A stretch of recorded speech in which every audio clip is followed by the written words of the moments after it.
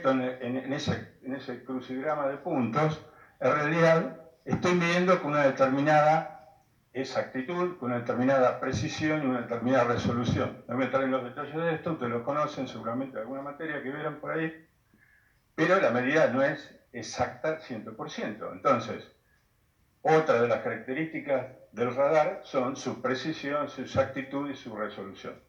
Lo que denominamos resolución tiene que ver con la distinción entre dos blancos. En cualquiera de las tres dimensiones que estemos midiendo, llega un momento que no se distingue dos blancos cuando están muy cercanos, ¿sí? Tanto en rango como en azimut como en elevación, ¿sí? Eso es lo que denominamos resolución. ¿Qué capacidad resolutiva tiene un radar en rango?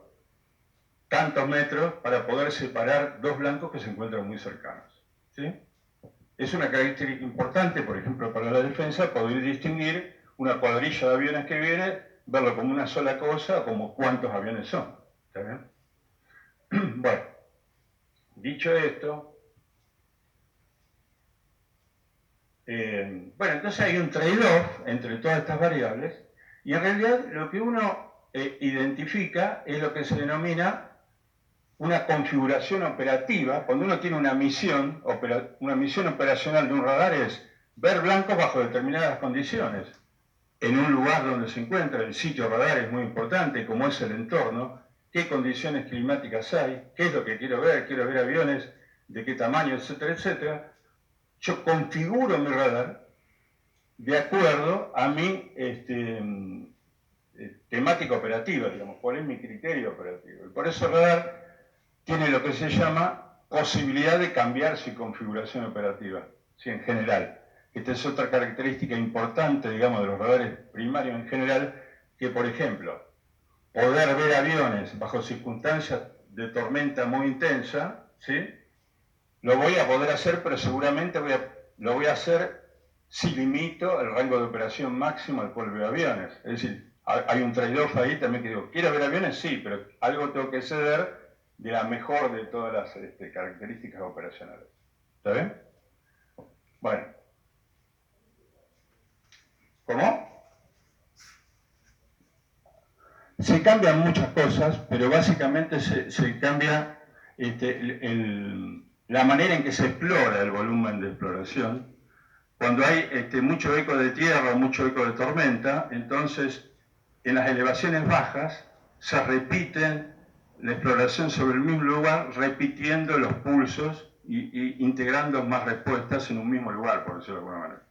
¿Sí? Hay varias cosas para hacer, ¿sí? Pero esa es una. Bueno, no podía faltar una ecuación. La ecuación radar es fundamental para los radares, en el sentido que nos dice, bueno, en esta cuestión de que sale un determinado pulso que tiene una cierta potencia, rebota en un blanco y regresa, me interesa saber cuál es la potencia de ese pulso que regresa. Esa es la señal S que aparece ahí en la ecuación, ¿sí? Entonces, esa es la respuesta, P es la potencia de la señal emitida y aparecen otras cuantas variables. G es la ganancia de antena, es decir, la antena tiene una determinada ganancia en el sentido de la dirección en la cual está apuntando, ¿sí? Y esa ganancia, fíjense que interviene al cuadrado, porque interviene tanto en transmisión como en recepción, ¿sí? Eso significa que interviene dos veces. En este tipo de radares, que dicho sea de paso, se denomina radar monoestático, porque la antena que transmite es la misma que recibe, ¿sí? O sea, tiene una doble función de la antena. Después aparece el lambda al cuadrado, que tiene que ver con la frecuencia de operación, y aparece sigma. Ese sigma es lo que se denomina la radar cross-section del blanco que estoy viendo. Es ahí donde interviene el blanco y sus características. La dimensionalidad del blanco se mide a través de la radar cross-section, ¿sí? Que depende básicamente del tamaño del blanco y depende también de con qué material está construido el blanco, etcétera, etcétera. Por eso se habla de, por ejemplo, blancos invisibles. Ustedes habrán oído hablar de aviones invisibles, que son aviones o aeronaves que tienen una radar cross-section muy baja, ¿sí?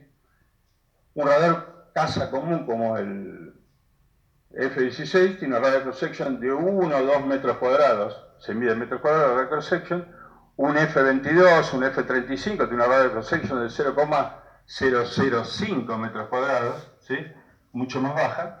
Esa radio cross section baja se logra a través de la forma del avión, del facetado de la superficie del avión, o se logra con materiales especiales como el F-117, que está hecho de materiales que absorben la energía y no permiten que se produzcan esas reflexiones. Bueno, pero fíjense que en la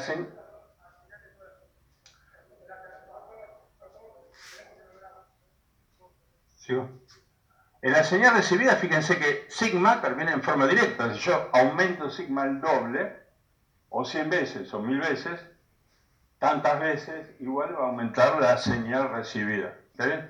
Bueno, pero lo más llamativo de la ecuación radar es el R cuadrado que aparece en el denominador. El R cuadrado, R es la distancia que hay, la distancia oblicua, esa que medía la regla, entre el radar y el blanco. Interviene con verla en la cuarta, porque evidentemente la energía se difunde como R cuadrado, como alguna de las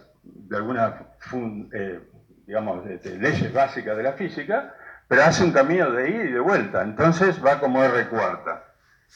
¿Sí? Significa que la distancia interviene grandemente en disminuir la intensidad de la señal recibida. Bueno.